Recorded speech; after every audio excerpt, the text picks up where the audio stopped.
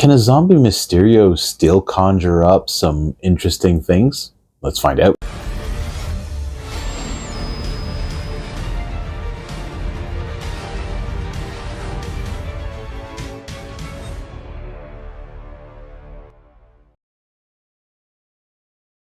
Hey everybody, welcome back to the channel. Hope you're having a good day. So today we're going to be painting Mysterio as a zombie from Marvel Zombies, a Zombicide game. Very simple paint job, primed in a white primer. And then we're going to be using some speed paints and some technical paints from Citadel, airbrushing stuff. We're doing a whole bunch of cool stuff to this miniature. So let's get to the table and start painting.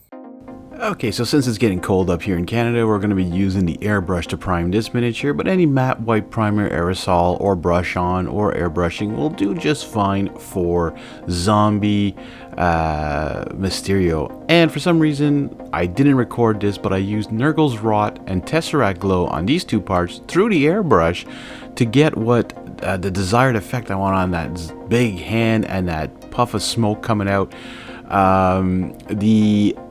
Which one was it? I think it was the Nurgle's Rot. Didn't come out great out of the airbrush, but it did a pretty good job, I would say, anyways. I mean, you can just brush this on if you have Nurgle's Rot. It's from Citadel, by the way. I'm sure there's some colors like this in the Army Painter range or whatever as well, but I sometimes like tossing it up there. I really do like the technical paints from Citadel. However, like their earth textures in that, I wouldn't buy ever again, not for the price they are. Anyways, Moonlake Coral. Now I know this is a color I rarely use, and I had fun using this on this miniature. You know, this is really cool that this is a zombie. I mean, this is what's interesting with the Marvel Zombies board game, is you're gonna have almost every single Marvel superhero, I don't know if it's every single one, but a lot of them, and you'll get their zombie counterpart, which is really cool.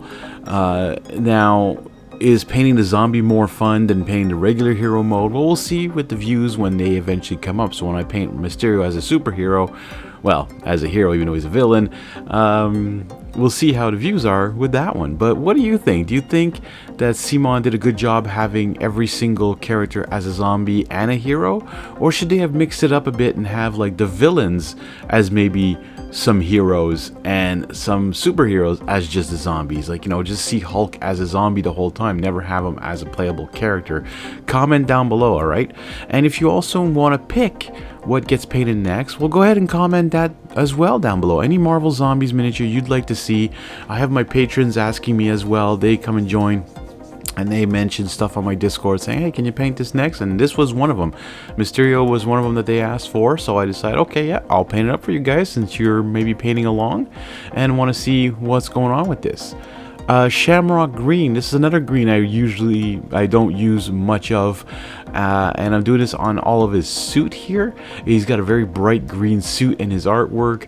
I'm gonna have to be careful when I go paint the original character, like the hero version, non-zombie, to not use the same colors, to make it different, right? To make them look different than the zombie. I mean, there's no denying that this thing is a zombie. A brain is protruding out of the top part here.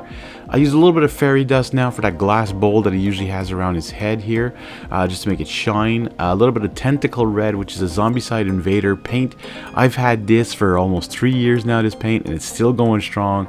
I'm doing a dry brush over his cape, just to really make it pop a little bit more, because I found the Moonlight Coral only darkened it. It didn't do any highlights. And then some Stirge Tan, as well a dry brush on top of that. That's a D&D Paint from the Army Painter. And just went over it just a little bit again on just the higher areas. And there you have it, folks. Super quick paint job. And I'm talking about maybe 12-15 minutes tops. Here are the paints I used. They will also be in the description if you want to know what I've used for this miniature. I hope you enjoyed. Don't forget to hit that like button. Comment down below what you liked about the miniature, which ones you want to see. Anyways, again, a special thank you to my patrons. You can also become a patron today and get exclusive videos. Thank you so much. We'll see you all in the next one.